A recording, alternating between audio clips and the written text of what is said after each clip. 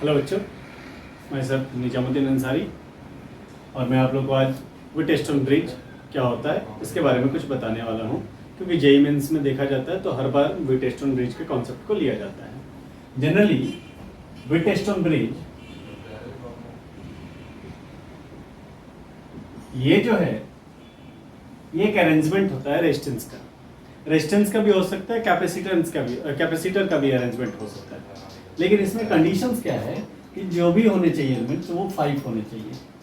5 अगर हम रेजिस्टेंस को अरेंज कर लें या 5 कैपेसिटर को अरेंज कर लें तो उससे हम विटस्टोन ब्रिज को बना सकते हैं। बट वो अरेंजमेंट होना कैसा चाहिए इसके बारे में सोच लीजिए। तो इस 5 में से 4 जो एलिमेंट होंगे वो साइड्स ऑफ एक क्वाड्रिलेटरल होंगे।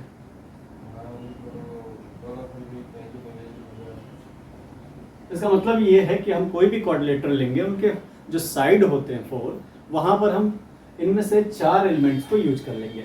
वो 4 रेजिस्टेंस यूज कर सकते हैं या 4 कैपेसिटर यूज कर सकते हैं, और एक जो बच गए इसमें से उसे हम 1 डायगोनल में यूज करेंगे। क्वाड्रिलेटरल एक को हम एक डायगोनल बना लिए। अब बच गया हमारे पास एक डायगोनल। तो इसमें इतना से ही ये विटस्टोन ब्रिज नहीं हो जाता है। इसमें एक मेन कंडीशन और है कि जो करंट का इनपुट एंड आउटपुट होना चाहिए, करंट इनपुट एंड आउटपुट वो जो होना चाहिए वो एंड्स से होना चाहिए। और किसके एंड से? Of the second diagonal.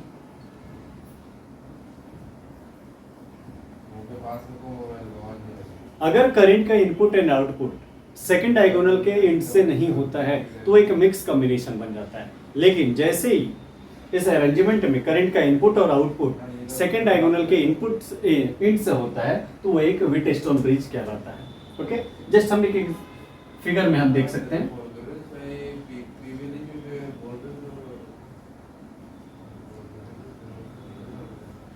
This is the 4 sides of a quadrilateral, and this all are the resistance. One is the R1, second is R2, and this is R3, and this becomes R4. अब ये 4 तो arrange हो गए। अब बच गया एक जो होगा वो डायगोनल बनेगा, और वो एक डायगोनल ये रहा, ये R5। ये हमारे पांचों के पांचों अरेंज हो गए।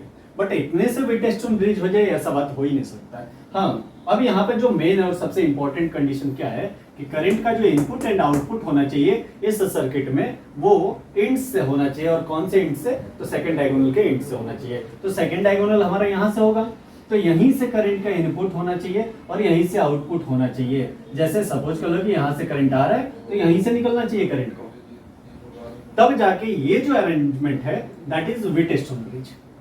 अगर ऐसा नहीं होता है, अगर हम इसे इरेज कर दें और यहाँ से हम आउटपुट कर दें या इनपुट कर दें, ठीक ना, यहाँ से इनपुट हो रहा है और यहाँ से सपोज कर लो आउटपुट हो गया, तो this is not a Wheatstone bridge, क्योंकि ये कंडीशंस को फॉलो नहीं कर पा रहा है।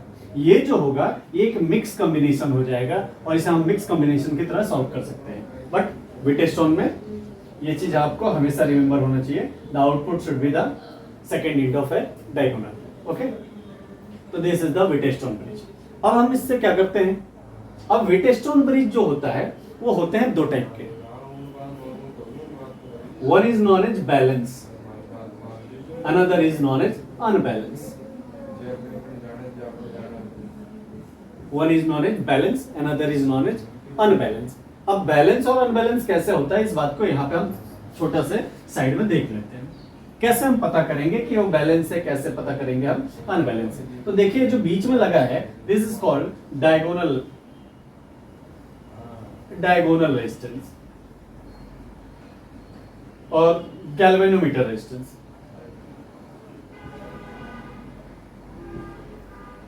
क्योंकि एक्चुअली में हम इस सर्किट में बीच में एक गैल्वेनोमीटर यूज करते हैं, इसलिए इसका नाम पड़ जाता है गैल्वेनोमीटर रेजिस्टेंस। अब गैल्वेनोमीटर के बारे में आप जानते होंगे कि डिवाइस है जो करंट को मेजर करता है, वो लेस अमाउंट के करंट को भी मेजर कर लेता है। अब देखिए डायगोनल के जस्ट लेफ्ट साइड में देखते हैं तो हम इन दोनों को लेफ्ट आर्म बोलते हैं, और राइट साइड में जो रहता है उसे हम राइट आर्म बोलते हैं। अगर हम देखें तो लेफ्ट आर्म में 2 रेजिस्टेंस है, one is the R1 another is R4। Right arm में देखा जाए तो R2 है और R3 है। अगर हम इनका रेशियो निकाले R1 बाई R4 और R2 by R3, left arm के रेजिस्टेंस का रेशियो, राइट आर्म के रेजिस्टेंस का रेशियो, और अगर ये रेशियो इक्वल हो गया तो this is called balance Wheatstone bridge, है ना। और अगर यही रेशियो इक्वल नहीं हुआ तो this is called unbalance, this is called unbalance. अब ये बैलेंस और अनबैलेंस के बारे में समझ लेना है अच्छे तरीके से कि डायगोनल रेजिस्टेंस के लेफ्ट साइड में जब हम देखेंगे तो इसके दो रेजिस्टेंस है, इनका रेशियो और राइट साइड के रेजिस्टेंस का रेशियो अगर इक्वल हो जाता है तो यह बैलेंस बन जाता है, और अगर इक्वल नहीं होता है तो यह अनबैलेंस बन जाता है ना। इसका मतलब अब क्या है, आखिर हम इसको आगे कैसे सॉल्व कर सकते हैं, प्रोसीड कैसे कर सकते हैं आगे। तो देखिए, अगर वो बैलेंस रहेगा तो इस बात को समझ लेना है कि इस पॉइंट डायगोनल का, ये फर्स्ट डायगोनल का जो एंड है, इनका पोटेंशियल सेम रहता है, और जैसे ही पोटेंशियल सेम होता है तो पोटेंशियल डिफरेंस जीरो मिलने लगता है इसमें, और पोटेंशियल डिफरेंस जीरो मिलने के कारण इस वायर में करंट का मूवमेंट नहीं होता है, और जब करंट का मूवमेंट नहीं होता है तो ये जो डायगोनल रेजिस्टेंस है वो इनएक्टिव हो जाता है, और ये एकदम इनएक्टिव फालतू के वायर की तरह काम करेगा, इसको यूज ही हम नहीं करेंगे, ठीक ना। तो हम क्या कर सकते हैं, बैलेंस वाले में हम इसको हटा सकते हैं, रिमूव कर सकते हैं, और जैसे रिमूव करेंगे तो आप देख सकते हैं फिगर क्या दिख रहा है हमको, एक यहां से रेजिस्टेंस आया, फिर ये वायर जा रहा है that is R1 and R2, फिर एक वायर हमको नीचे से दिख रहा है R4 और R3। तो इसका मतलब अगर हम इसे रिमूव कर दें तो देखिए हमारे सामने फिगर क्या मिलने वाला है, ये एक सीरीज हो गया, ये एक सीरीज हो गया, और अब हम चाहेंगे तो इनको सॉल्व कर लेंगे सीरीज में, और देन आफ्टर ये पैरेलल में होंगे तो हम R इक्विवेलेंट फाइंड आउट कर सकते हैं, और जब R इक्विवेलेंट फाइंड आउट कर लेंगे तो हम इस सर्किट में चलने वाले करंट को भी कैलकुलेट कर सकते हैं। ओके, ये बात समझ में आ गया। अब हम बात करते हैं अनबैलेंस की। अगर मान लो कि यहां पर अनबैलेंस हुआ, R1 R4 और R2 बाई R3 का रेशियो इक्वल नहीं हुआ, तब हम कैसे सॉल्व करेंगे। तो इसके सॉल्व करने के लिए हमारे पास दो मेथड है। एक तो मेथड है हमारे पास KCL और KVL, किरचॉफ्स करंट लॉ और किरचॉफ्स वोल्टेज लॉ, इनके द्वारा हम लूप में इक्वेशन क्रिएट करेंगे, इक्वेशन क्रिएट करके हम इसको सॉल्व कर सकते हैं, R इक्विवेलेंट फाइंड आउट कर सकते हैं, और इसमें चलने वाले करंट को फाइंड आउट कर सकते हैं। बट ये बहुत लेंथी प्रोसेस हो जाता है, एक बड़ा सा प्रोसेस हो जाता है। तब हम क्या कर सकते हैं, यहां पर अगर हम देखें तो रेजिस्टेंस का कॉम्बिनेशन आपको याद होगा कि डेल्टा और स्टार होता है, स्टार और डेल्टा कॉम्बिनेशन होता है, और हम क्या कर सकते हैं, डेल्टा को कन्वर्ट कर ले स्टार में। अगर हम इस डेल्टा कॉम्बिनेशन को स्टार कॉम्बिनेशन में कन्वर्ट कर लेते हैं तो बहुत इजी वे में हम इसे सॉल्व कर सकते हैं। और कैसे कन्वर्ट करना है इस चीज को देख लीजिए, ये बीच में एक हम लाइन ड्रॉ कर लेते हैं और यहां पे एक रेजिस्टेंस लगा दिए,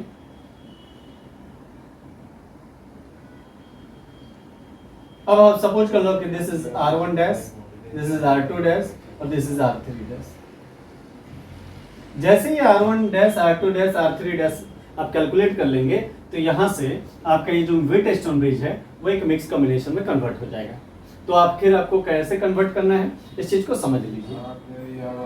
अगर आप R1 डैश कैलकुलेट करना चाहते हैं तो देखना है कि R1 डैश किसके बीच में है। तो देखिए R1 डैश जो है R1 और R4 के बीच में है, तो हम इन दोनों को मल्टीप्लाई कर देंगे और बाई में इन तीनों का सम कर देंगे, that is R1, R4 and R5। तो इस तरीके से हम R1 निकाल लेंगे। फिर R2 डैश जब हमको फाइंड आउट करना रहेगा तो हम फिर देखेंगे R2 किसके बीच में है। तो R2 जो है R1 और R5 के बीच में है, तो हम क्या करते हैं R2 और R5 को मल्टीप्लाई कर लेंगे और सबका सम कर लेंगे, R1 plus R4 plus R5। इस तरीके से हम R3 को भी निकाल सकते हैं, और R3 जब निकालेंगे तो आप देख सकते हैं R3 डैश जो होगा R3 equal to R4 R5 multiply में और R1 plus R4 plus R5 करके हम इसको कैलकुलेट कर लेंगे, और तब जाके ये जो फिगर है वो एक नए फिगर में कन्वर्ट कर जाएगा। तो देखिए किस तरीके का हो जाएगा।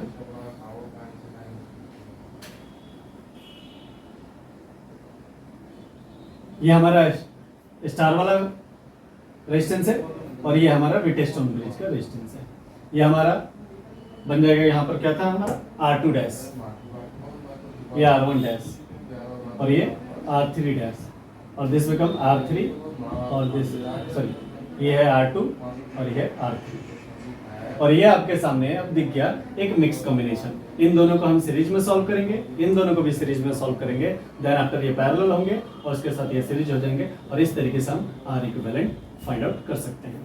तो ये सिंपल सी बातें हैं, बहुत इजी सा है और हर साल इससे क्वेश्चन पूछे जाते हैं। इसके यूज से मीटर ब्रिज बनता है, पोटेंशियोमीटर बनता है, इन सब का यूज करके जेईई मेंस और नीट ने हर साल क्वेश्चन किया है। तो थैंक यू।